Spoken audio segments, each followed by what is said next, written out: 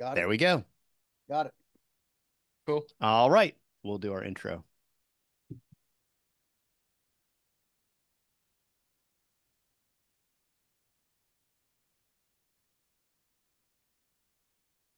That looks like urine.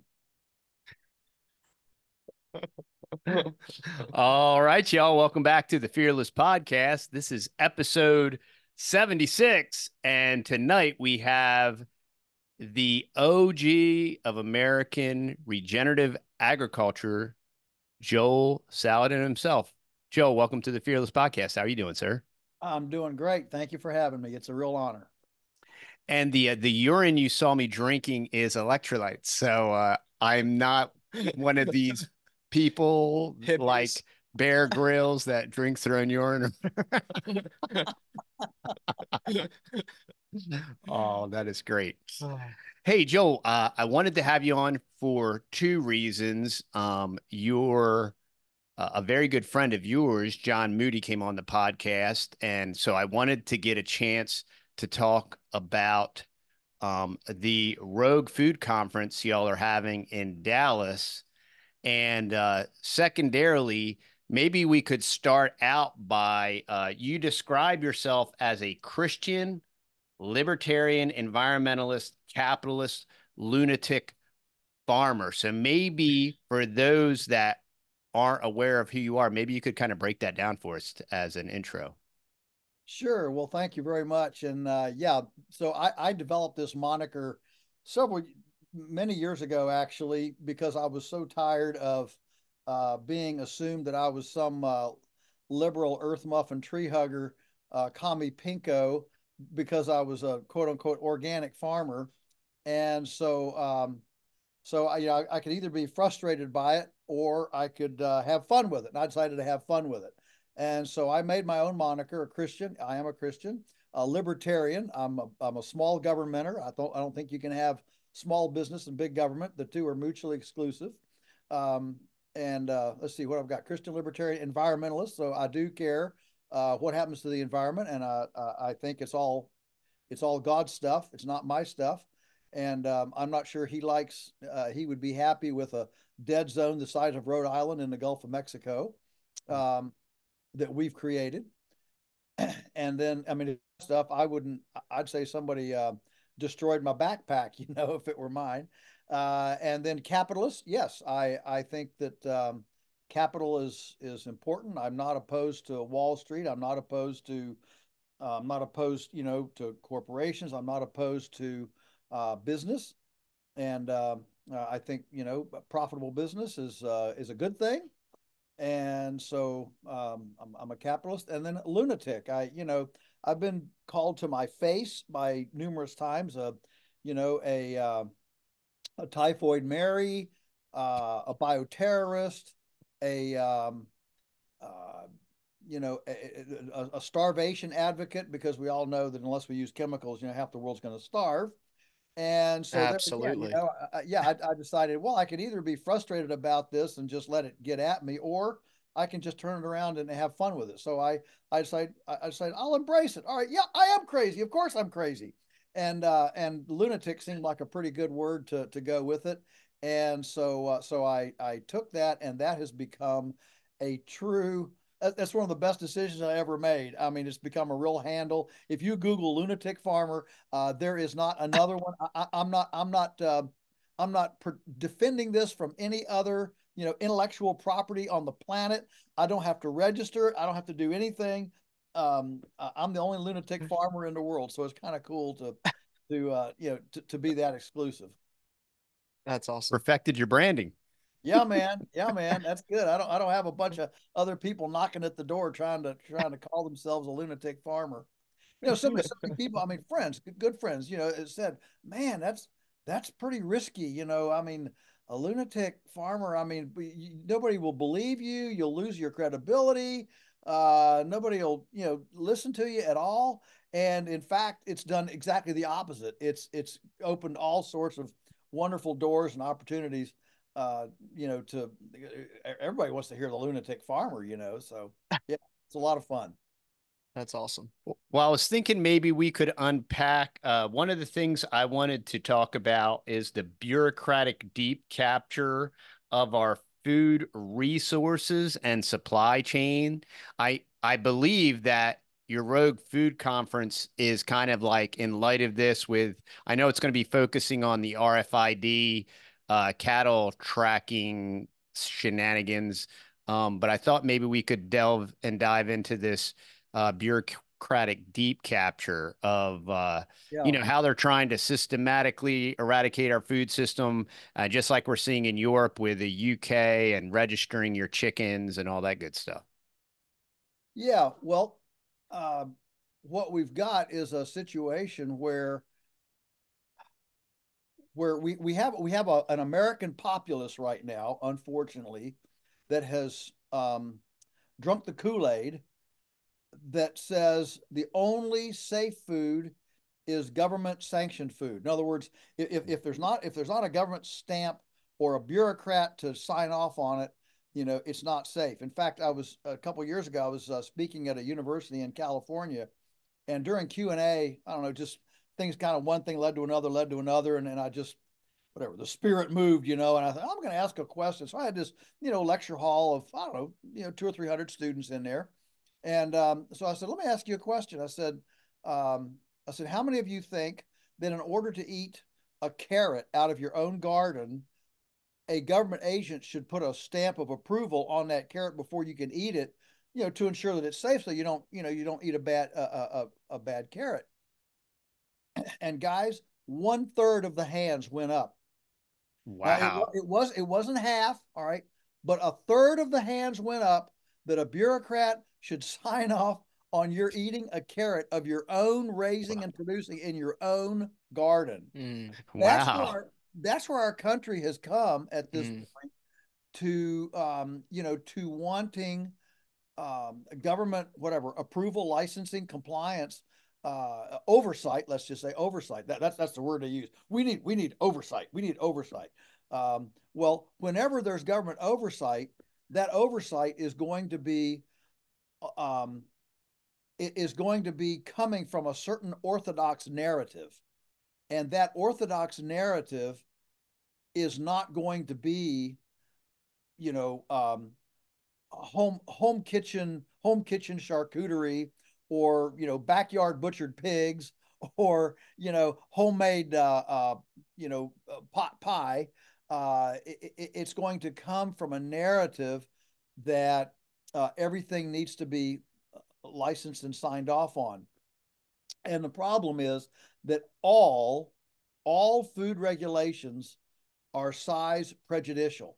In other words, it's easier to comply if you're big than if you're small. And I suggest that any regulation that it's easier to comply if you're big than if you're small is an unfair regulation. And that's where we are right now. I mean, if I wanted to, I mean, I can give you a story. We had a young lady with us a couple of years ago that wanted to start making. I've always wanted to offer chicken pot pies to our customers. They want, our customers want them. Our joke around here is what our customers really want is edible hot pockets. Hot pockets aren't edible. They might be a shock to some people, but they're not actually not edible. And our customers actually want, GMO free, chemical free hot pocket. Well, the closest thing to come is like a chicken pot pie. All right. And I love chicken pot pie. So this young lady, she was a graduate of the Culinary Institute of America. So she was very credentialed. And so she comes down. I'm going to start making chicken pot pie. So what do I got to do? Well, I've got to have an inspected kitchen. So the health department comes out, and well, where's your bathroom? Well, we've got a nice kitchen, and it's 100 yards from 4 bathrooms. Our house has 2. Mom's house has 2. Oh, no. It's got to have a bathroom, hook as part of the building. So why? If the cook is happy to walk 100 yards to the bathroom, why do you need a bathroom, out there? It's got to be. Well, okay. So how about we put a composting toilet? No. It has to be water-based, licensed, septic field, everything. So now suddenly, to sell one chicken pot pie, you have to have a $50,000 septic field, drainage field, and bathroom added on. Mm. So she finally gave up on that, and she went to town and found a church that had an inspected kitchen as part of the church. Okay, we'll make it in there. So, she meets with everybody, and she walks through all the hoops, checks all the boxes, and finally, and in fact, when they were here, I asked them, I said, no, wait a minute. Why do we have to have a bathroom to prepare food to feed it? Food trucks don't do that. Food trucks don't have bathrooms.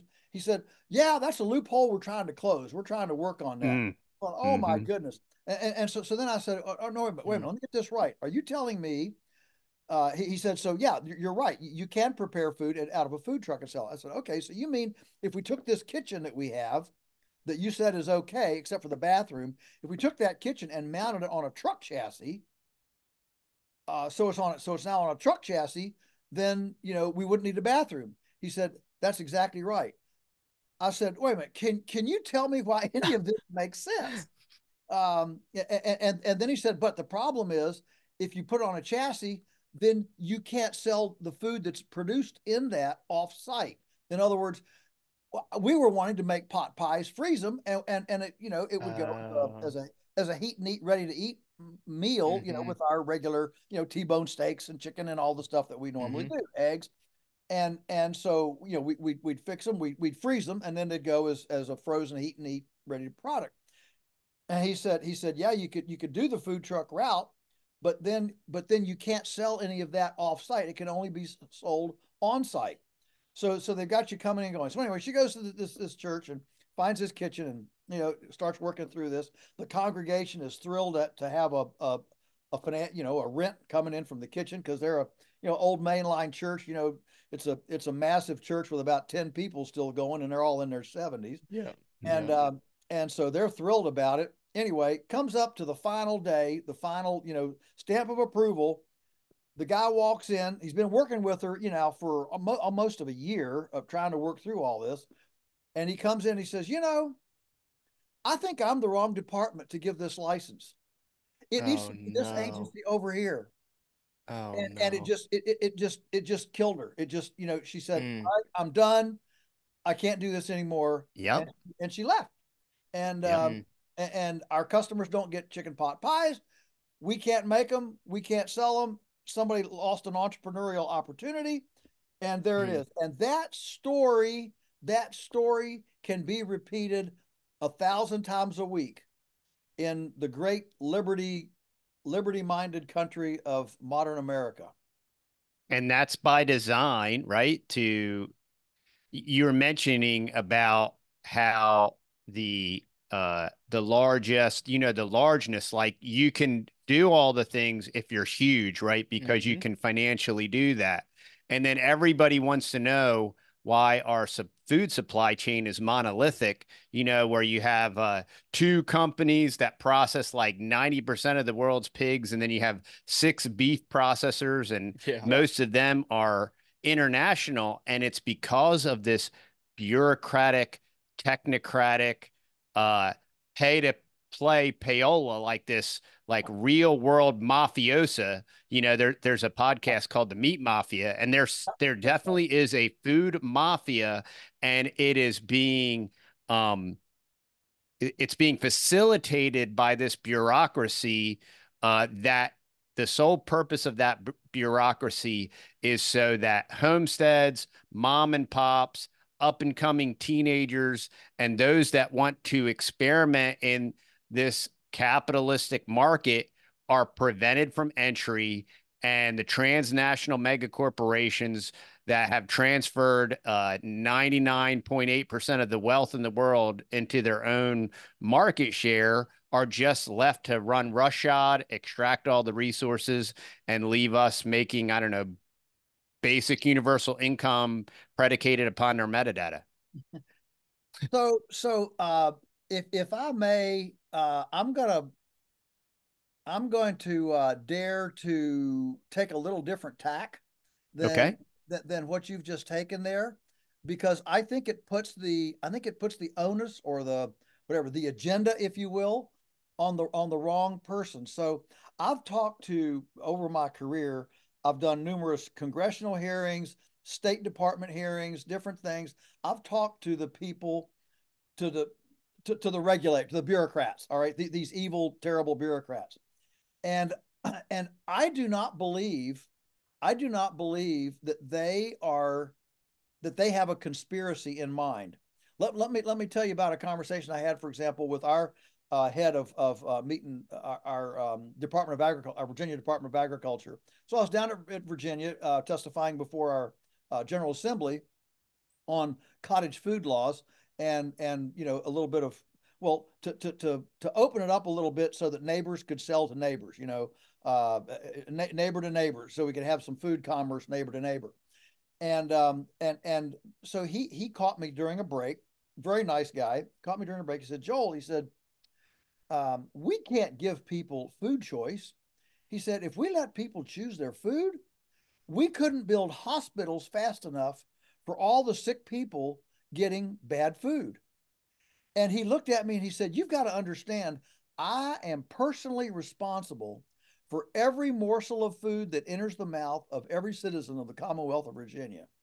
Now, I'm thinking to myself, you're either the biggest fool in the world for even thinking that's possible, or number two, if you really believe that, then there's no way you could ever sleep at night because of the burden of that responsibility. So, you know, it's one or the other. But my point is that the bureaucracy lives in a world of cheating, intrigue, and corporate, what can we get by with?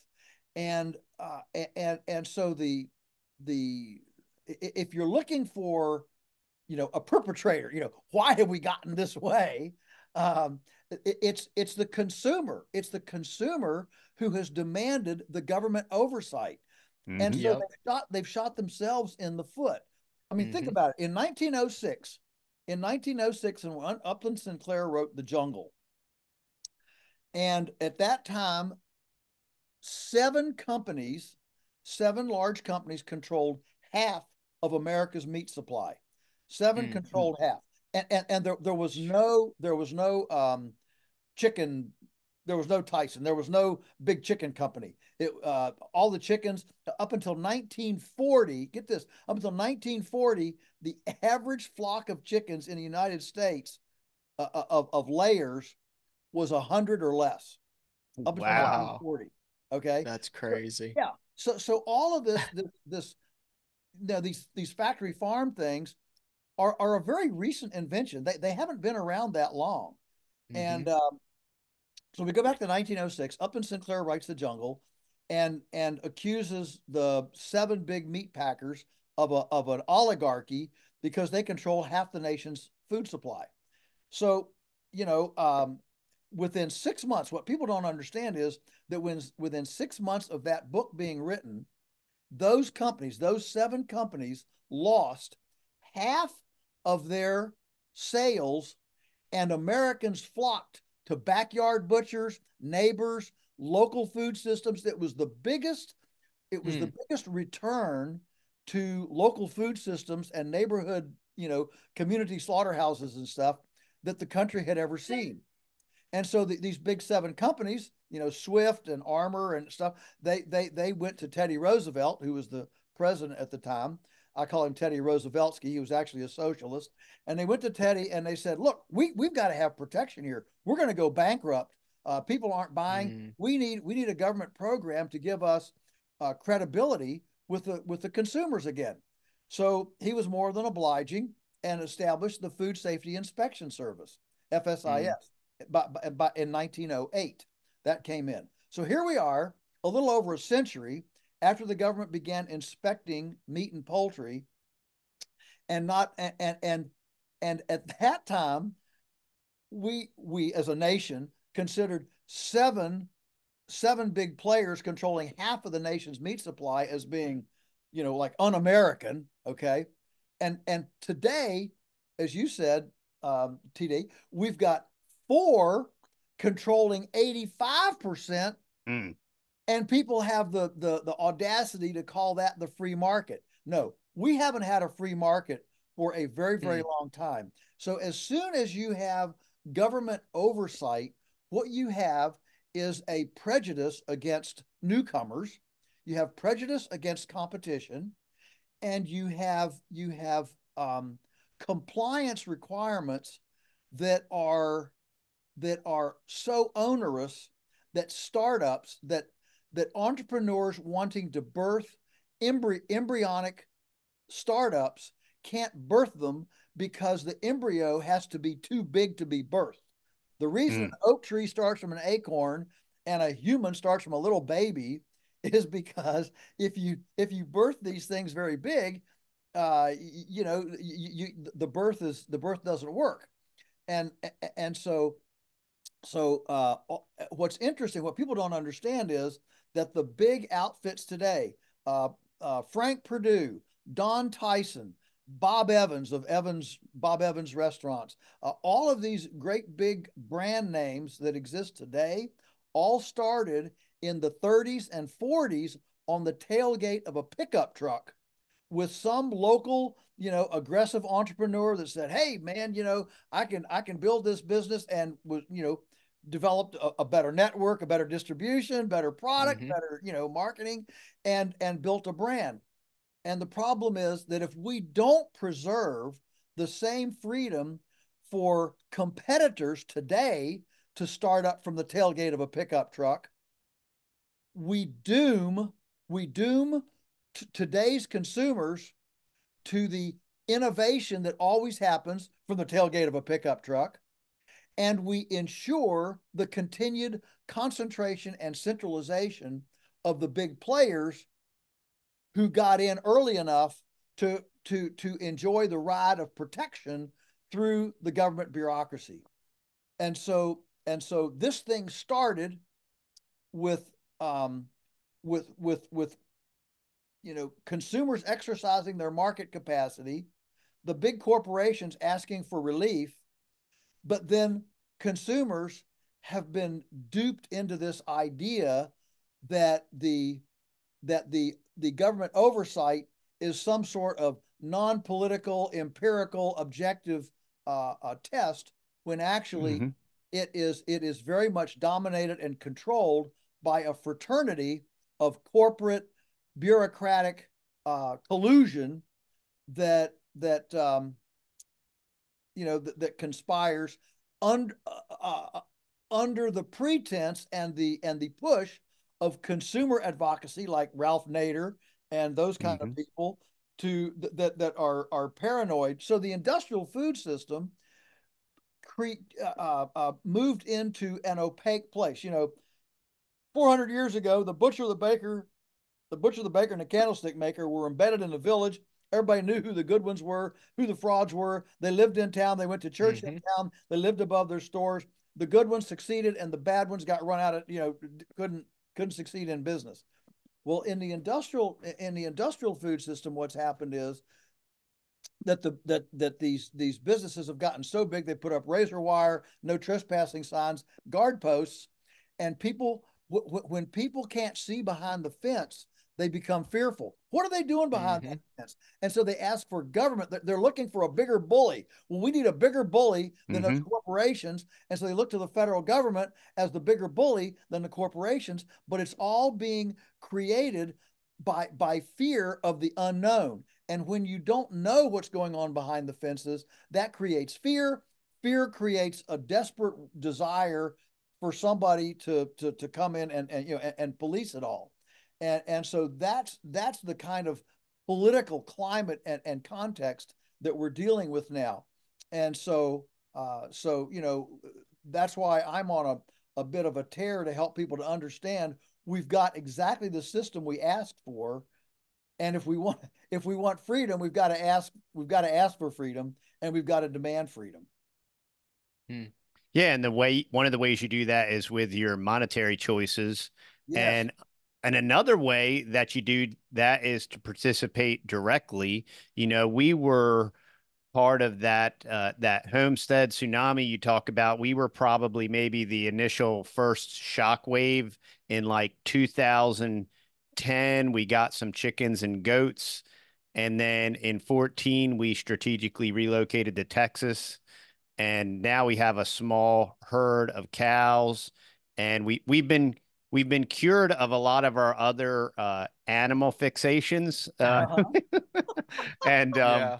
we've determined that the cow is the most uh, passive, input free, uh, nutrient dense Incredible animal. creation of God Yeah. known to man. Yeah. And so we're fascinated with it. And we've been able to scale that enough to sell here locally. Mhm. And Yep. one, we know what's in our food because we're feeding our cows. We don't spray our fields or anything like Right. that. And then Right. we create a little bit of abundance to share with our community.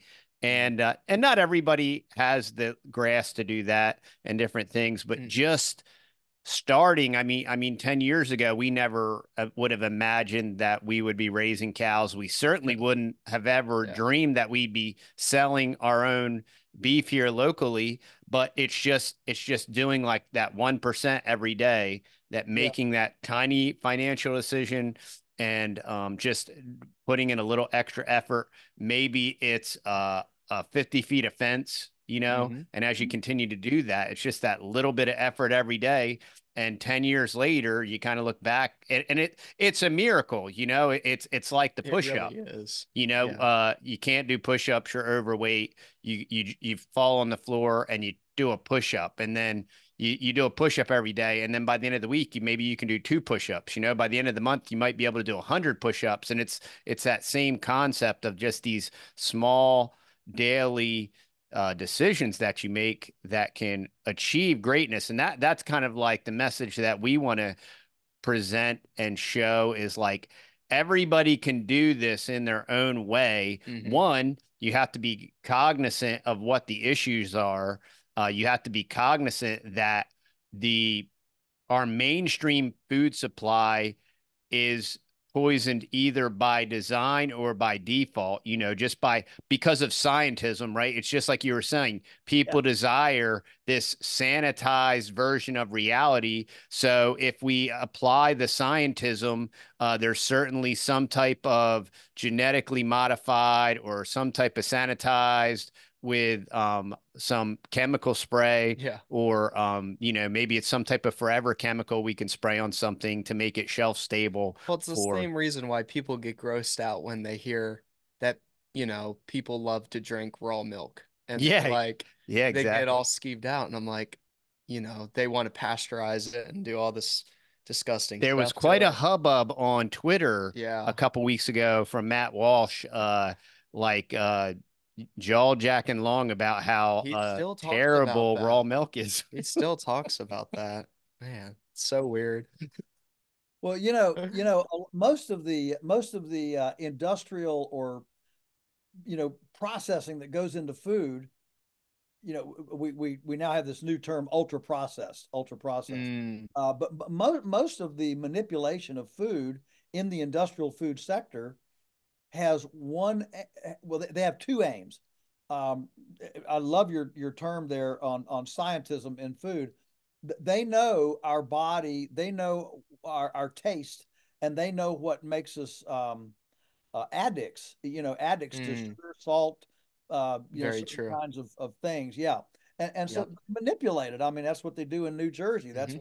what they have all these, uh, uh, you know, tests and things to mouthfeel and Hmm. all they have mechanical mouths, robotic mouths, to get tackiness and all these in addition to flavors and all that stuff. So the first thing is to try to make us um, never always wanting another taco chip, another Dorito, Yep. another whatever. All right. Yep. So it's never satiated. It's always craving. So More, more, more. the scientists know how to stimulate cravings. All right. So that's the first goal. The second goal Hmm. then is shelf life, stability. In other words, how long can this last on the shelf? Because the longer it can last on the shelf, the more you can push your sell by date down, the less perishable it is. The easier it is to control your inventory. The longer your lag time is. Well, the problem is that our digestive system, those several quadrillion uh, beings in our belly, um, they they actually don't want sterile, um, shelf stable things. They want stuff that will rot, because basically we have a NASCAR compost pile in our innards, and it's taking this stuff and digesting it very, very rapidly. And so, you can take Velveeta cheese and squeeze it out on a table, and you can walk away from it for a year, and it doesn't do anything. I mean, it just sits there, like, But if you take real cheese, put on a table, in 2 days Mm-hmm. it gets fuzzy, and in a week it sprouts legs and walks off the table. And so if something won't rot, it won't decompose. If it won't decompose, it won't go in. It won't work in your digestive system. Mm. One of the most fun little oh exercises I ever saw. I was out speaking at a school outfit in California. This was a public school, and it was a middle school complex, and they took me over, and all these several schools had all worked together to get a little 3-acre farm, and they had these two women running this 3-acre farm, and they incorporated the farm into science and English and history. It was just wonderful how they'd incorporated this farm. And so every week the students had half a day out here at the farm, under various and sundry academic things. And one of the things that these ladies did, they got a big box. It was about 8 feet by 3 feet by 3 feet. It looked like a oversized coffin, a coffin for Frankenstein or something, or maybe Shaquille O'Neal. Anyway, this great big box, and it was earth. They made a worm bed in it, a worm bed. And so, the kids were fascinated by the worms. And so they one of their homework assignments was, when they come next week, bring food items. So the next week, the kids brought, Snickers bars, Cheerios, gummy worms, the food that you would expect a bunch of, middle schoolers to bring. And so they put it in a worm bed. And then the two farm ladies, they brought, some meat, an orange, an apple, okay, potato. They put it in the other end of the box. Week later, the students come, they go charging up the hill, they open up the box, and they pull out their Twizzlers and their gummy bears and their Cheerios and stuff, nothing touched. They go to the other side, and the orange is eaten, the apple's eaten, the meat's, it's all gone. It's not there. The object lesson, of course, the teachers then looked at the students and said, well, why would you want to eat something even worms won't eat? And it was a poignant lesson. Wow. And if that kind of stipulation, I mean, if that's what the government demanded, it's got to be, worms have to love it. If your food, if worms don't love your food, it can't be on America's grocery shelves. I mean, can you imagine that kind of a ruling? Suddenly there wouldn't be ultra pasteurized milk. There'd be only raw milk. Yeah. There wouldn't be a bunch of manipulated stuff. It would be just unprocessed material. So that's just a wonderful story. And I thought, man, how creative of those two teachers to design something like that was so powerful for the students. It's very And what's interesting about that is, if you take that out like one step further, as far as processed and unprocessed, the only way to facilitate that type of supply chain, as far as processing your product at least, would be facilitated exclusively by decentralization.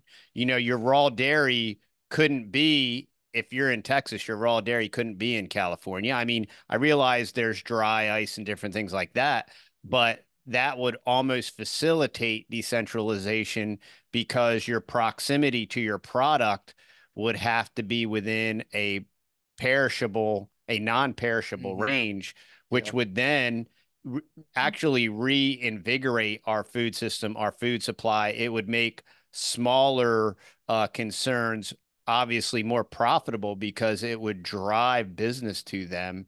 And and from a libertarian perspective, we do know, and from an Austrian economist perspective, decentralization allows the capitalistic market to actually perform and provide services efficiently. That's exactly right. And I would suggest too that it is people like us on the what I call the lunatic fringe. That's where innovation happens. Yeah. And when you have an overarching, overreaching, bureaucratic extortion like we have in the food system, it prohibits true innovation from happening. I'll give you a story. Back many years ago, the state came in and tried to shut us down. They said we couldn't butcher chickens in an open air facility and sell them. It was illegal. The chickens if chickens contacted open air, they were inherently adulterated and inedible. And I guess these guys never go to a picnic. I don't know what, but anyway, uh, that was their position. And What if you were 6 feet away from them? Because we've learned recently that there's a yeah, magical distance right. that resolves Yeah, those that's right. issues. There's a patina. My patina gentleman is okay. So anyway, so they come in and they tried to shut us down, and said that the chicken was inherently adulterated and unsanitary, and because we had an open air facility. Well, fortunately, just before all this big brouhaha developed for us, we had a some university students nearby had taken an interest in what we were doing, and they came and got simple samples of our chicken and went to the store and bought chicken and sent them to a lab to culture for bacterial colonies. And we had the report. I showed it to the inspectors. I said, "Look at this." So it came back. Took about 2 weeks for the cultures to come back. Came back. The store bought chicken averaged 3,600 colony forming units of bacteria per milliliter. So 3,600. Ours averaged 133. Now the store chickens they've been bathed in Wow. up to 40 chlorine baths, antimicrobial, all this had, of course, the US does stamp on it, approved. Ours, we don't use anything toxic. All we use is soap and Wow. water. We don't use any antimicrobials, nothing. And ours was 133 compared to 3,600, 25 times cleaner. And I asked these, I said, if do you really want clean food? I mean, if they were really just interested in clean food, they would have quickly called Richmond and said, "Hey, stop all the processing plants right now. Let's put a moratorium for a week until we can figure out how to make chickens as clean as Polyface does." But no, they said, "Well, this isn't all we're interested in." I said, "Oh, really? What else are you interested in?" They said, "Well, you have to have a bathroom." I said, "A Oh bathroom? dear. I'm 50 feet. I'm in the backyard. I'm 50 feet from our house. We have two. I'm 70 feet from mom's house. She has two. And if I want to go number one, I just step behind the tractor and go. What are you going to do about that? I mean that. And so we got to have bathrooms. I said, well, what else do we have to have? So, well, you have to have changing lockers for your employees. I What said, in the we don't world? have any employees. I said, you have to have a minimum of 9 changing lockers for your employees. I said, we don't even have any employees. And guys, it goes on like this. I mean, this just goes on and It's on and on and on. ridiculous. It is. It's completely ridiculous. So they couldn't. Here they were seeing the cleanest chicken they'd ever seen in their lives, I'm sure, and they had a lab report to prove it, and it was as if it didn't even exist. They weren't interested in that. All they were interested in was demanding concrete, stainless steel, light bulbs, buildings, walls, all this stuff, and which has nothing to do. I looked at them and I said, "Listen," I said, "really, all we want here, isn't it, is clean chicken? And if I can gut a chicken in the kitchen sink and it's as clean as what's in the store, who cares if I gut it in the kitchen sink? Who Yeah, cares if I put exactly. it on a wooden table? Who cares where it is?" But those kind of things, and I document a lot of these old stories we've had in my book, Everything I Want to Do is Illegal, uh, because that's the way this shakes down. Is when once you start analyzing it, you just realize how the absurdity of this, Mm-hmm. and yet the average person on the street, they just think these government agencies are their protection between them and death. Yep. Yeah. And that's the shame. That's a shame. Yeah, and the reality is just like you were saying, when you actually have real scientific data Mm. that proves the case that there's this guise that they're operating under, you find out that the real agenda actually has nothing to do with the entire premise of their existence. It has everything to do with just creating a greater burden or Yeah. a greater prohibition for you to participate in the market. Yeah. And Yeah, it's like when we've had a couple big showdowns, and the biggest one, we had the head of the state inspection and his federal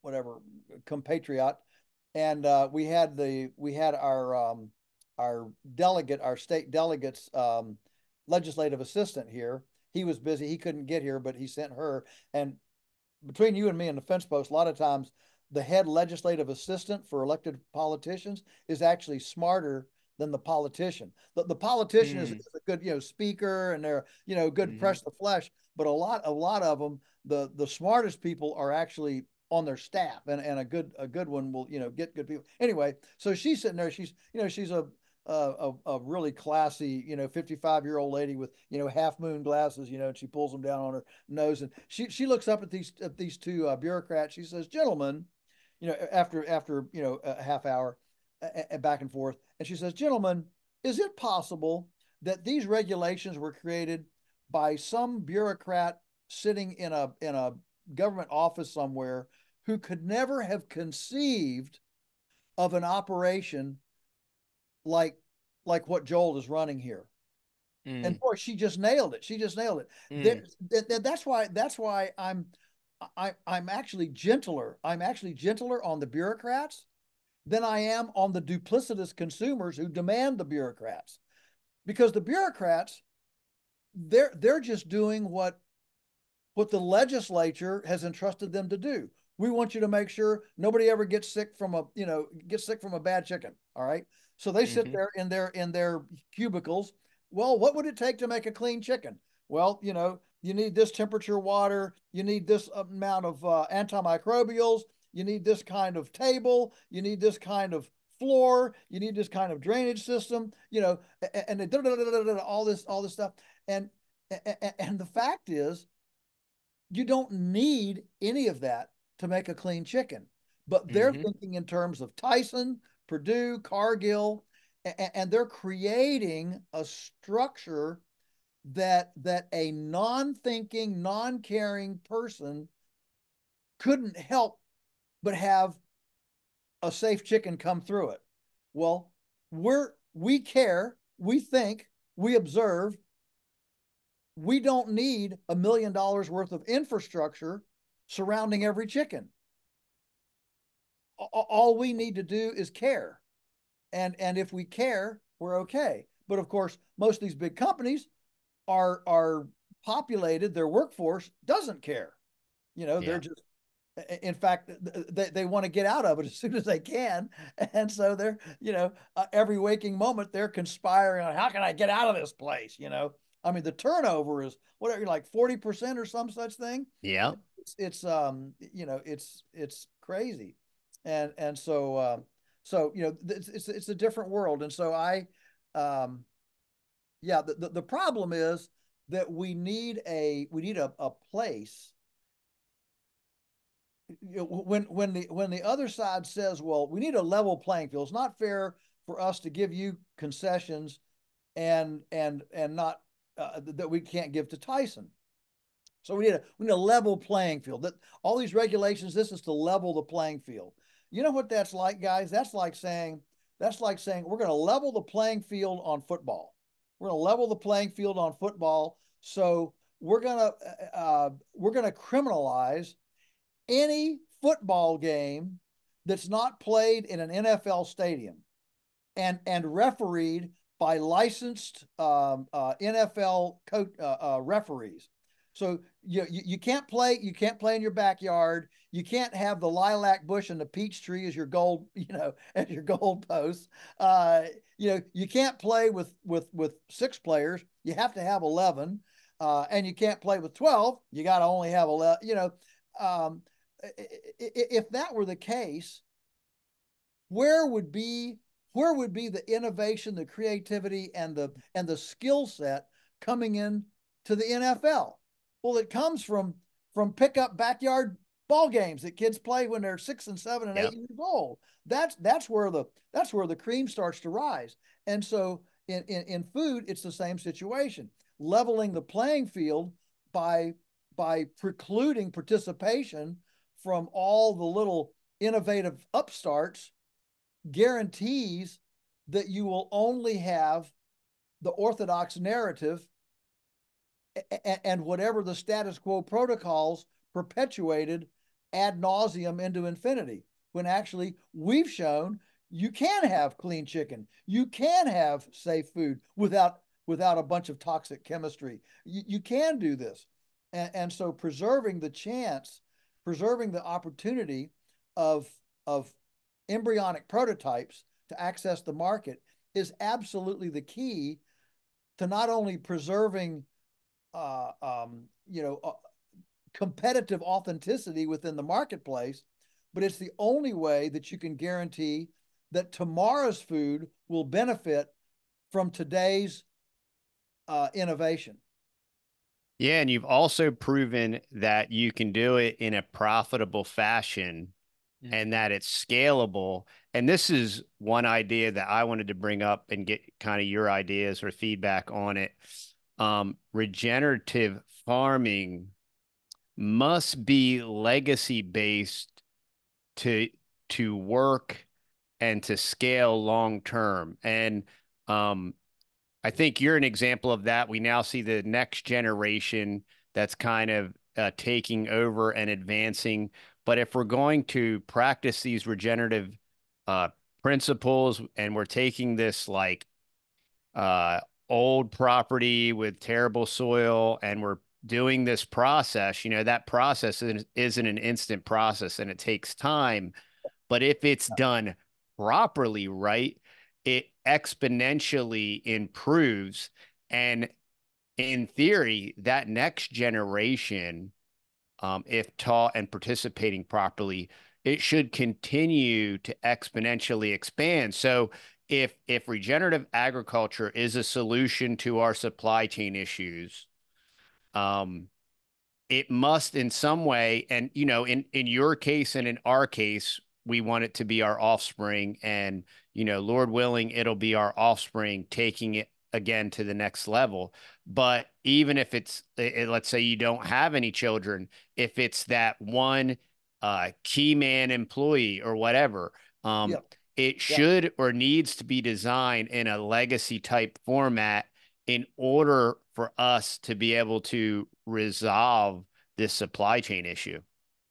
Yeah, you are so right, and I think you said it well, and I appreciate you offering grace to the family who maybe either doesn't have children or doesn't have children that are interested. Not all kids want to be farmers. Yeah, and we parents need to be careful not to present our children with a love that's conditioned on them doing what we want them to do. That's not a way to have children with good self-worth and an affirming psyche. And so yeah, you're exactly right. The way back throughout history, the way tribes developed wealth was by leveraging elder, and that's both patriarchal and matriarchal, elder wisdom on youthful energy. As you age, your energy level wanes, and but your experience increases.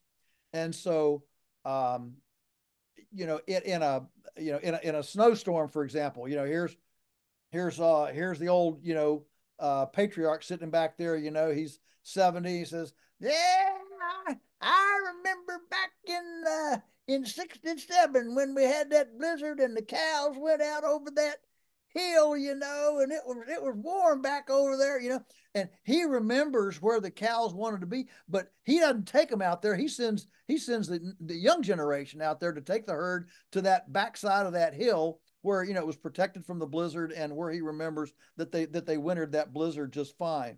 But that historically, that's how families and tribes developed wealth, was by revering the experiential wisdom of the older generation, but leveraging that on youthful energy. The problem we have right now in American agriculture is that the average farmer is now 60 years old.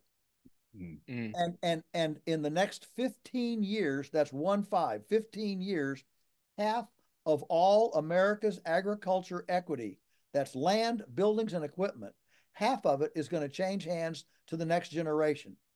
And so the big question is, where is that next generation? Who is it? Where is it? What's going to happen? Is Bill Gates going to buy it all? Or the Chinese going to buy it all? Is BlackRock going to buy it all? Where does that go? And so, I'm a big believer that to have one of the key elements of a sustainable farm is that it produces two salaries from two different generations. Now, they can be related or unrelated. It doesn't matter. But having two salaries from two different generations is the minimal requirement for having an authentic business that is attractive to the next generation. We just had the Stockman Grass Farmer gathering here at the farm back in August, and one of our speakers was Kit Farrow of Farrow Cattle Company. He's the largest grass-based seed stock producer in the world. He has, 4,000 or 5,000 cows. He's across something like 13 states. It's a massive operation, all grass-based, no grain, and he sells bulls, and he sells heifers too. But anyway, he asked the crowd. It was such it was one of those. I'm repeating the story because he's the first person I've ever heard say this, but it was so profound that I'm realizing how right he was. He said, he asked the group, and he said, so why aren't young people taking over their parents' farms? Why do we have this glitch in farm succession? And of course, people said, well, they don't want to. The common thing is, well, they don't want to work that hard. There's not enough money in it, or any number of things. And so he let all these regular things come out, and then he gave his profound blockbuster. He said, the reason is the off-farm job. He said, when you run your farm from an off-farm job mentality, you run it like a hobby. And kids don't want to inherit hobbies. They want to inherit businesses. And kids are smart enough to know whether this is actually a credible business or if it's a hobby. And his challenge was not, everybody quits your off-farm job. His challenge was, if you aspire to have a legacy farm, and I love the word legacy farm, if you aspire to have a legacy farm, you have to have the mentality of a business. It has to be a standalone. You can't run it like a hobby. You can't pick up all your mistakes with off-farm income. You've got to run this thing as a credible business. And then the next generation, whether they're related or unrelated, you'll be able to find somebody that wants to come in as a partner with you as you age, because it'll actually be a credible business, and you will be thinking like a business. You won't be thinking like a hobby. You'll be thinking like a business. And I just thought that was just a profound insight into this whole legacy successional element that we're dealing with in our country. in our own family, of course, I'm second generation here. Dad and mom bought the farm, and they never made a living from the farm. Mom was a school teacher, dad was an accountant, and the off-farm jobs paid for the farm. So I'm coming along, it's finally paid for by the time I'm, late in high school, and I'm really wanting to farm full time. I never saw mom and dad do it, but they did a lot of experimenting, and we felt like we had a handle on something that would work. And I'm sitting here, how do I do this? And so, then I'm in college, and now I get out, and this is, the 1970s, and Teresa and I got married, and we fixed up the attic, and we fixed up the attic as an apartment in an old farmhouse. We called it our penthouse, not an attic. And we lived on about $300 a month. We drove a $50 car, took our honeymoon in a $50 car, um, and just, if we didn't grow it in the garden, we didn't eat it. We had a couple milk cows, we had our own firewood, we had our own garden, we had our own eggs. So we basically, lived on nothing, and we were able to save up enough money in 2 years that we could live for 1 year without the outside paycheck. So September 24, 1982, I walked out, came home full time. I didn't think we would make it. I honestly didn't think we would make it. But what I thought was, if I can be home for a year, we'll make so much progress that maybe my time away can be cut from, 15 years to 12, or 12 to 8, or 8 to, whatever. And as it turned out, that little widow's cruse of oil, if you will, kept hanging in there. And it by the third year, we were able to exhale and realized, I think we're going to make it at 3 years. But that little nest egg, we just stretched and stretched and stretched, and we were able to make it. And so I'm testimony, I think, to the power, and we were hungry. We didn't have Swiss bank accounts. We didn't have any fallback plan. It was all in or nothing. And boy, when you're hungry, you get really, really creative. And that creativity, pushed us to do things that other people wouldn't have done, or wouldn't do. And we didn't have a front end loader, we didn't have a four-wheeler, we walked, we rented, we had good neighbors, we built relationships with the neighbors, and they had front end loaders, and so we'd hire them to come down and do things. We worked a relationship with a neighbor that had a hay baler. We didn't have a hay baler, we shared a hay baler with him. He worked in a factory, but since I was home, I could go rake his hay, so we could make it when he got home from his job. And then he let me use the baler when Teresa and I would bale hay when he was at work. And you work out these trades and these relational things, and suddenly you'd be surprised how cheaply you can get your leg in the door. It's quite amazing. But it comes from not thinking of it as a lifestyle, not thinking of it as a hobby. Let's think of this as a business. Yes, lifestyle is great, office is great. I love to go out, and see the beauty in the morning, and watch the birds and the butterflies and all that. But at the end of the day, it has to be profitable. It has to make sense as a business. And we were forced into that because we didn't have a fallback plan. I think there's another very powerful idea, regarding your parents. You mentioned your parents, they weren't farmers. They had these off-farm jobs, but you know what they did do? When it was your turn to farm, the farm was paid for, and when you think about this legacy idea, and some people, we have to think long term. And what we did is, when we moved, I was originally in the financial planning field, and there was things I saw in that field that made me completely question modern monetary theory, modern investment theory, all of these synthetic investment vehicles. And in 2008, I completely withdrew everything out of the market, and I haven't participated in the stocks and the bonds since 2008.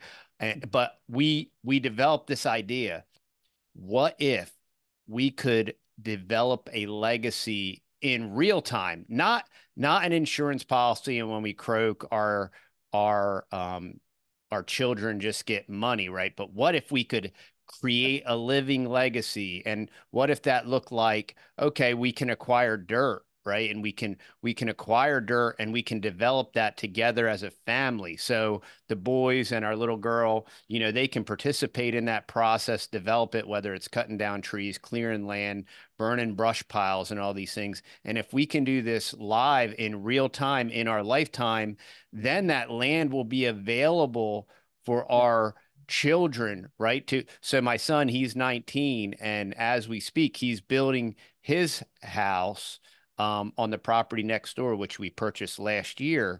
And this is such a powerful idea. What if, okay, we go to these conferences all the time and we have local meetups, right? And, oh, I want to do this. I want to do this homestead thing. Oh, I want to farm, right? And I want to know my food and all these things. But it's just like financially, right? Like it took me 47 years to get where I'm at financially. And when I was 27, and because of that generational mindset, like, oh, I want to be where the 47-year-old guy is. You know what I mean? And I want to drive a Ferrari and have $1 million in the bank and all this kind of dumb stuff. And, but the thing that people have to keep in mind is you can't do it overnight. Think long term, block out the noise, and that powerful asset that your parents gave you was the property. Mm. Yeah. I stand on the shoulders of greatness of two generations that lived below their means instead of above their means. And too many American families are living a bit above their means. And you can never actually generate wealth that way. You can never get ahead. You're always going to be behind. And the other thing that mom and dad did that I'm always grateful for is that they were not afraid to be mavericks. They were not afraid to be different. Our house embraced being different. Let me give you one story. So dad was in his late 50s.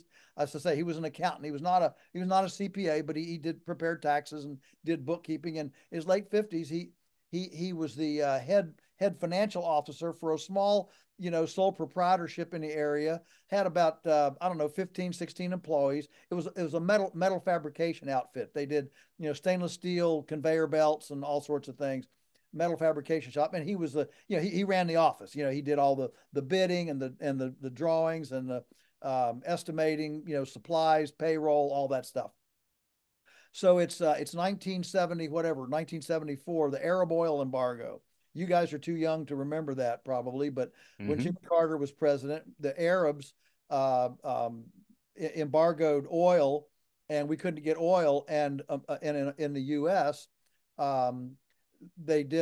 Carter did a thing where you could only buy gasoline if your license tag was an even number, you could buy it on an even numbered day. And if it was an odd number, you could buy it on an odd numbered day. So if you needed gas and you had an even numbered license tag, and it was an odd day, you couldn't get gas.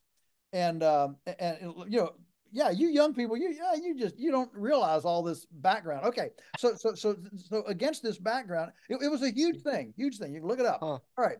So dad's in his late 50s. This metal fabrication shop is 17 miles from our house to the shop where he worked. He went out and bought a 10-speed bicycle and started riding his bicycle 17 miles one way to work in his late 50s. Wow. One way to work and home. And he just said, just as nonchalantly as possible, you know what? If everybody do this, the Arabs can just keep their oil in the ground, and we won't suffer at all. And he was exactly right. But I mean, for us kids, what that, why do you have kids? Well, so they can roll their eyes at you, right? And so, we rolled our eyes. But as I've gotten older, and I remember when I hit my late 50s, I'm thinking, man, would I go get a 10-speed bicycle and ride 17 miles one way to work? Just to prove a point, just to say, I'm not going to participate. But that was the house I grew up in. And I'm so grateful that they didn't care what other people said. We were not peer dependent. We embraced being different that way. And it was such a blessing to be able to have that. and which leads me to the notion when you talk about, the Ferrari and the lust of the flesh, the lust of the eyes, and the pride of life, right? Those are the besetting sins. And they describe the average person's goal, right? Objective is lust of the flesh, lust of the eyes, and pride of life. Pride of life being, things, mansions and Ferraris and all this stuff. And it begs the question, what is wealth? What is real wealth? And we have an incredibly skewed idea of what real wealth is in this country.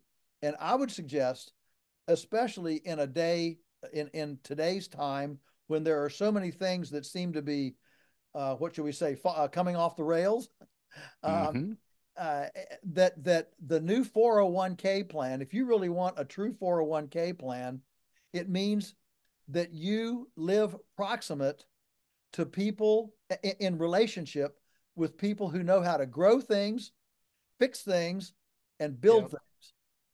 And if you and your friends know how to fix things, grow things, and build things, that wealth is far higher than stocks and bonds, even gold and silver. You can't eat gold and you can't eat silver. And it's really hard to get it to burn enough to keep you warm in the winter. So knowing how to fix a chainsaw, run a chainsaw, build a fire, butcher a chicken, grow a tomato plant, can fruit, grow a tree, prune a grapevine. Those are true skills that are authentic and full of wealth.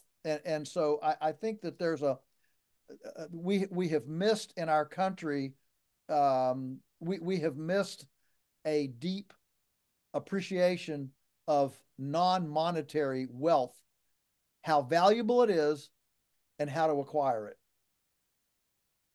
Yeah, and two things. One, I appreciated what you said about your parents being different and authentic. We have a saying around here, observe the masses and do the opposite, right? Which is the principle that your dad was teaching you is, you're like, how to form, and if it's going to allow you to succeed, if it's going to build character, if it's going to make a way for you, embrace the weird, observe the masses, and do the opposite.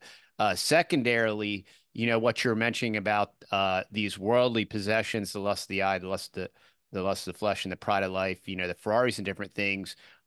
Not only do people have a wrong understanding of wealth, our country has a completely false paradigm of capital or capitalism, right? We are in a completely and utterly not just a debt-based economy, but a hyper debt-based economy that is insurmountable from any type of natural means of however that's all going to work. But I mean, capital was what? Savings, right? Capital was savings, and capitalism was the injection of capital or the leveraging or use of capital. Investment.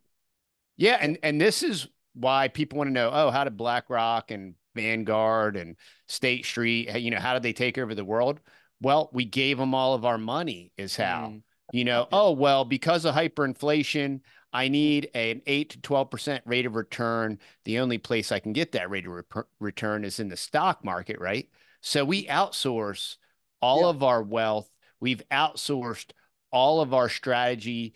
And then for some trinket, some government trinket of like tax deferred status, right? We allow them to abscond it for our lifetime. So we have no leverage. We have no way to implement our capital because we hide it in some supposed tax shelter.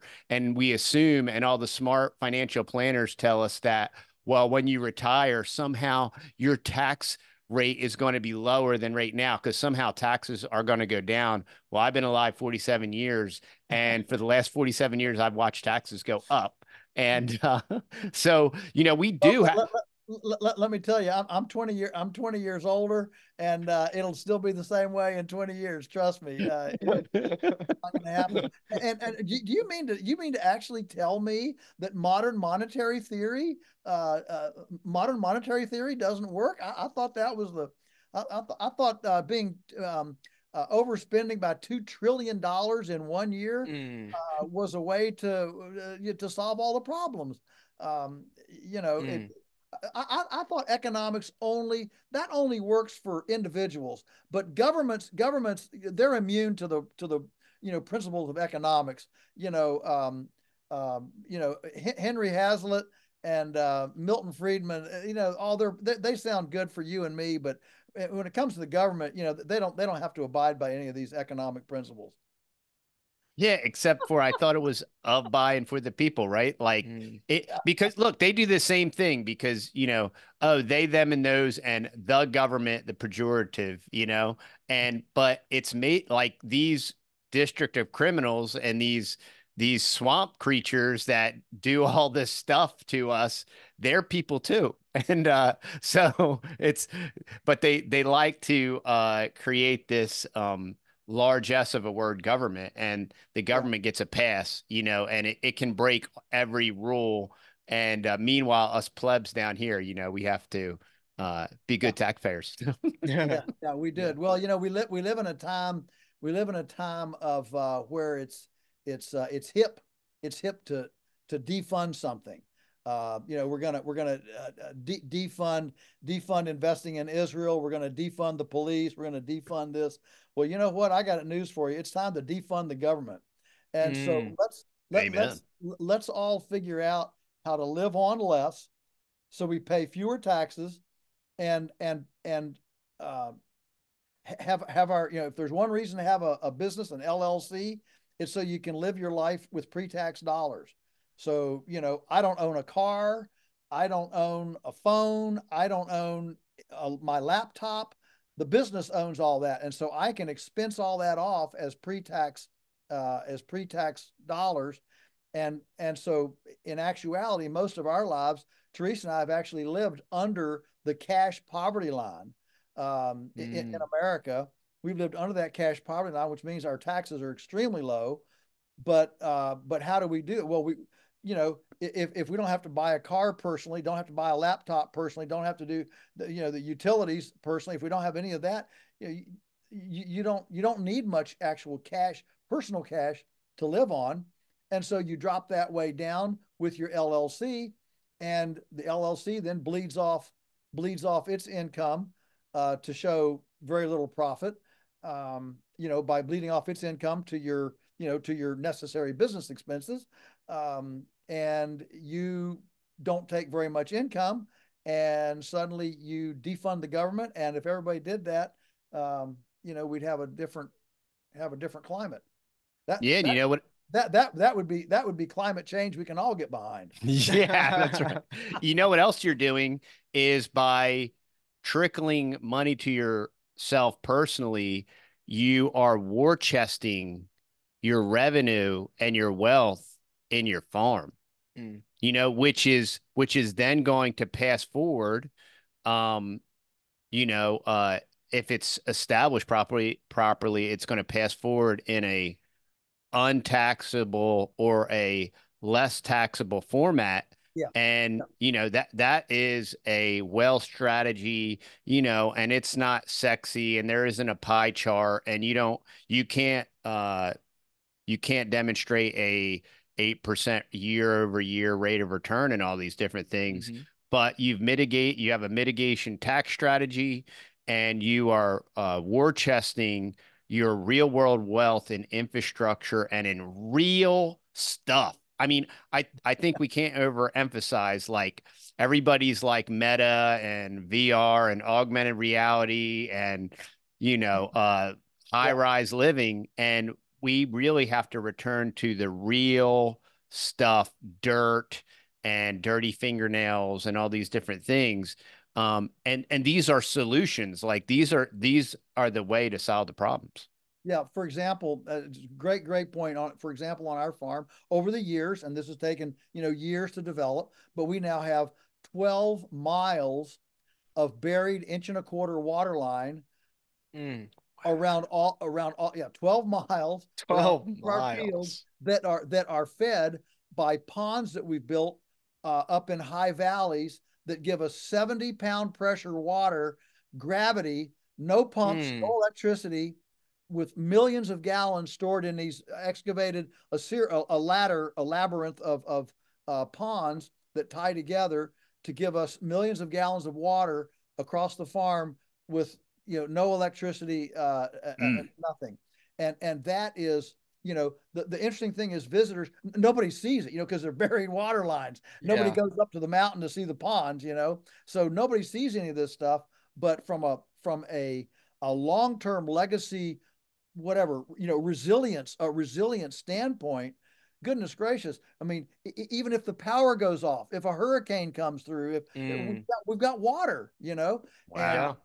And so, these are the kinds of things that when you're completely oriented to developing a piece of land into a legacy wealth fund, those are the kind of things. You develop the commons, you develop the soil, you develop the water, you develop the biodiversity, you develop the wildlife runs, and all of these things. You develop all this, and then it can be carried forward. Unfortunately, the IRS doesn't tax ponds. It doesn't tax earthworms. It doesn't tax compost. It doesn't tax any of this stuff. And so if we convert our woods from a forest fire risky situation, and convert that to taking out the junk trees, taking out the dead stuff, upgrading, kind of what we call weeding the woodlot so it's not conducive to a fire at all, the IRS doesn't even recognize that as a value. But you and I know that is a huge value going forward. And the remaining trees they grow better, and so future generations will have more lumber, so we can actually have fewer trees, grow more lumber, and mitigate fire risk, all without the IRS even taking a notice of it. That's pretty cool. That is awesome. And then maybe in closing, we could talk about the Rogue Food Conference that's going to be going on in Dallas. Yes. The Rogue Food Conference in Dallas, November 9.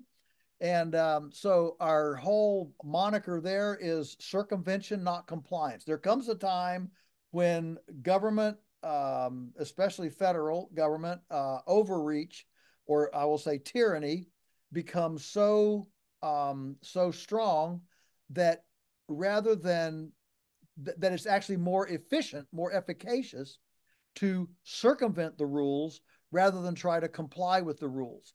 And so we started this back in 2020 in the spring, early spring, in February of 2020.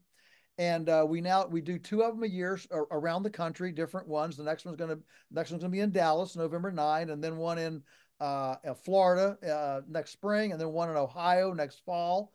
And the whole idea is to showcase people who have successfully made an end run around these onerous requirements that we've been talking about. And there is some real creativity out there, from food churches to private membership associations to constitutional arguments to renting a square foot and butchering somebody's cow on their own rental square foot. So now, it's actually on their land and not yours. I mean, there's all sorts of real, to labeling food as pet food, not for human consumption. I mean, there's all sorts of things. And so we've been doing this now for 4 years, and there are more and more people who are some people hybridize, some people take these ideas and run a little farther with them. But the point is, we're putting on stage people who have not bowed, and said, we're going to stand and figure something out. And so where we are right now is if you can't outsmart a bureaucrat, then shame on you, you know. And Good point. they're some of the most uncreative people in the world.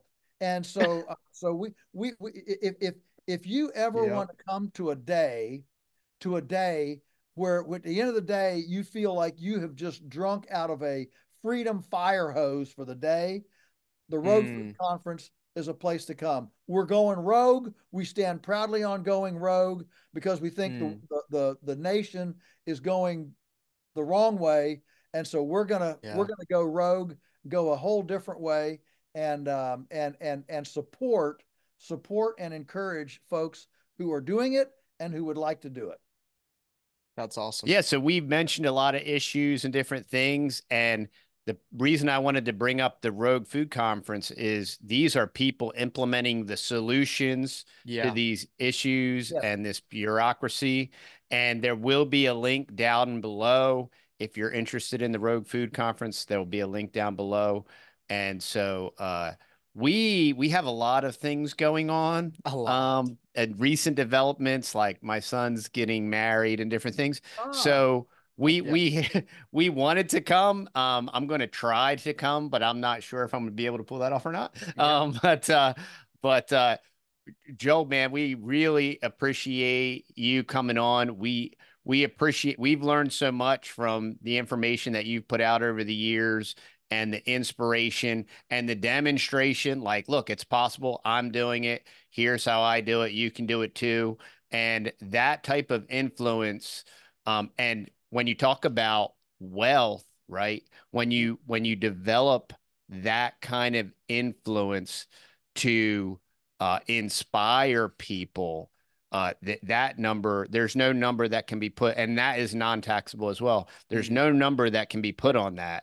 And I just want to say from my family and from the next generation that we appreciate the effort and the hard work and the parrhesia and the eloquence and the anecdotals and the stories and all these different things. And you are, in my opinion, a master storyteller.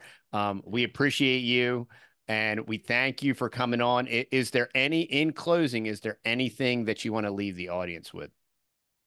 Well, the only thing that I like to leave the audience with is the idea that your decisions matter. So many of these things, they seem so big that, you know, what can I do about the war in Ukraine? What can I do about, you know, I mean, they just seem, you know, they're intimidatingly large, right? And so we just feel powerless, you know, in the face of whatever it is we don't like. And I would just tell people, just remember where we are today is the physical manifestation of trillions and trillions of decisions that have been made by our forebears up until today.